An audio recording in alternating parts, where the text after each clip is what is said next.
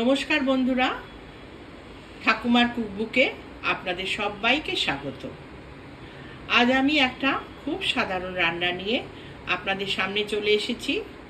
আজ আমি আপনাদের দেখাবো আর মাছের কালিয়া। এখানে আমি 5 পিস আর মাছ নিয়েছি, তার সঙ্গে পেঁয়াজ কুচি আছে।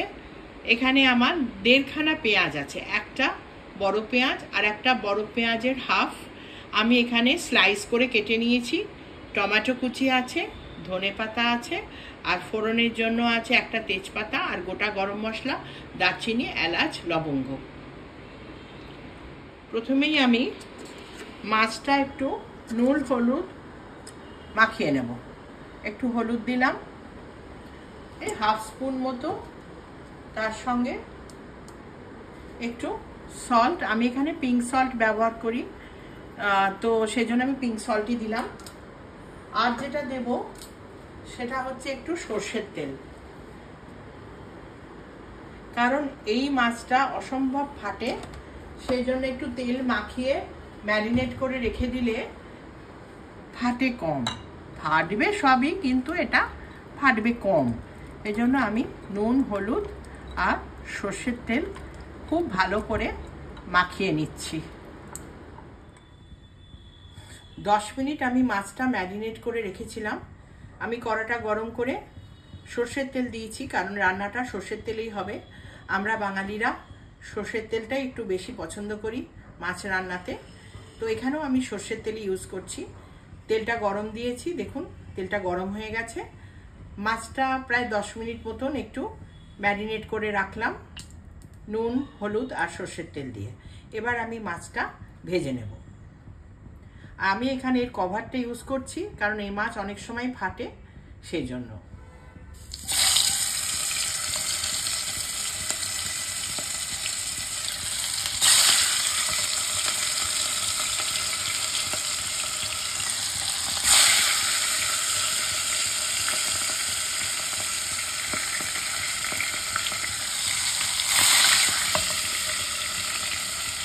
মাছগুলো আমি সুন্দর করে দিয়ে দিচ্ছি।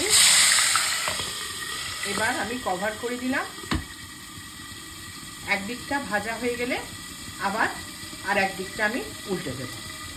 5 মিনিট পরে আমি ঢাকাটা খুলে দেখছি কতটা ভাজা হয়েছে।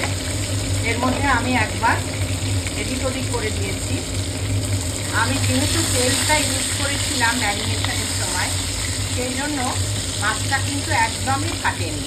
বন্ধুরা, আপনারাও নুন হলুদ আর সর্ষের তেল একটু মাখিয়ে নেবেন, তাহলে দেখবেন মাছ কিন্তু আর একদমই ফাটবে না। এটা একটা ছোট টিপ বলা যেতে পারে, কারণ এর এই তেলটা ভীষণ ফাটে। মাছটা আমি সুন্দর করে তুলে নিলাম। এবারে আমি রান্নাটা স্টার্ট করছি। প্রথমে আমি দিয়ে দেব গোটা গরম মশলা, তারপরে যাবে পেঁয়াজ কুচি। এখানে 1.5 খানা পেঁয়াজ আছে, একটা বেশ বড় আর একটা মাঝারি সাইজের, সেটার অর্ধেকটা।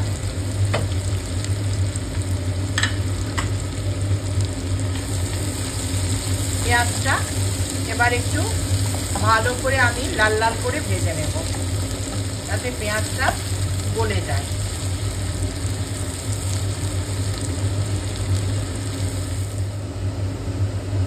দেখুন বন্ধুরা, পেঁয়াজটা কিন্তু ভাজা হয়ে গেছে, বেশ একটু লাল লাল করে আমি ভেজে নিয়েছি। এই পর্যায়ে আমি এক এক করে আদা রসুন সব কিছু দিয়ে দেব। এখানে আমি 1 চামচ রসুন বাটা দিচ্ছি, 1 চামচ আদা বাটা দিলাম। এইবারে টমেটোটা দিয়ে দেব,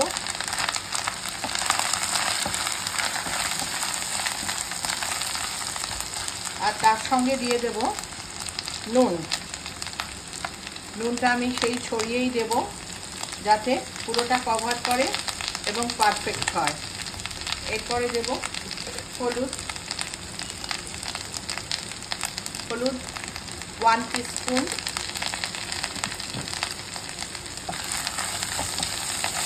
এবার সামান্য একটু জল দিয়ে দেব মশলাটা কষানোর জন্য।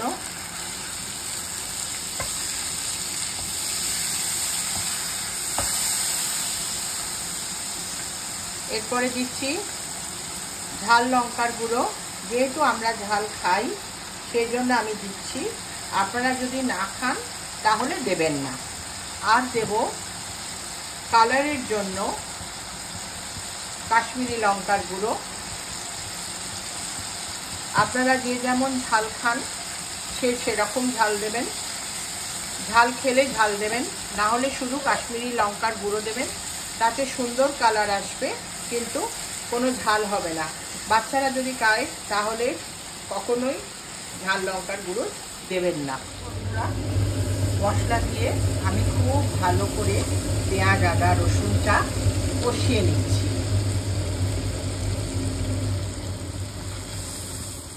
আমার কিন্তু রান্নাটা দেখুন একদম কষানো হয়ে গেছে। পারফেক্ট এটা কষাতে হবে, না হলে কিন্তু টেস্ট হবে না। এবারে আমি জল দিয়ে দেব। এই এতটা পরিমাণে জল দিচ্ছি কারণ আমি এই পর্যায়ে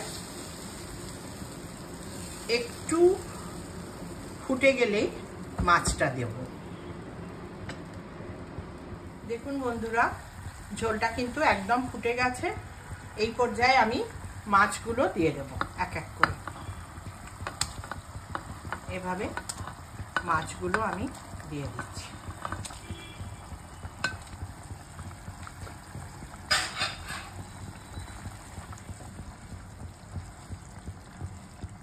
নরম মাছ আর মাছ তাড়াতাড়ি সেদ্ধ হয়ে যাবে। মাছগুলো দিয়ে দিলাম। এবার আমি এটা একটু কভার করে দিচ্ছি 10 মিনিটের জন্য। আর আমি সিমারে করে দিলাম। আঁচটা আস্তে আস্তে এটা ফুটবে আর মাছটাও সেদ্ধ হবে। 10 মিনিট পর ফিরে এলাম বন্ধুরা। দেখুন এর ঝোলটা অনেকটাই টেনে গেছে, সুন্দর হয়ে গেছে। ভাত দিয়ে খাওয়ার জন্য এই ঝোলটাই হচ্ছে আইডিয়াল। আমরা এর থেকে বেশি ঝোল রাখবো না। এরপরে আমি একটু গরম মশলার গুঁড়ো ছড়িয়ে দিচ্ছি। এটা আমি বাড়িতেই করি। আগেও আমার ভিডিওগুলোতে আমি বলেছি যে গোটা গরম মশলা যেরকম দারচিনি, লবঙ্গ, এলাচ, ছোট এলাচ, বড় এলাচ, সাজিরে, সামরিচ, জায়ফল, জয়িত্রী সব কিছু আমি একটু ড্রাই রোস্ট করে নিয়ে গুঁড়ো করে রাখি। এটা বিরিয়ানিতেও দেওয়া হয়। সব কিছু রান্নাতে আমি এই মশলাটাই ইউজ করি। এর উপরে আমি একটু ধনেপাতা কুচি ছড়িয়ে দিচ্ছি।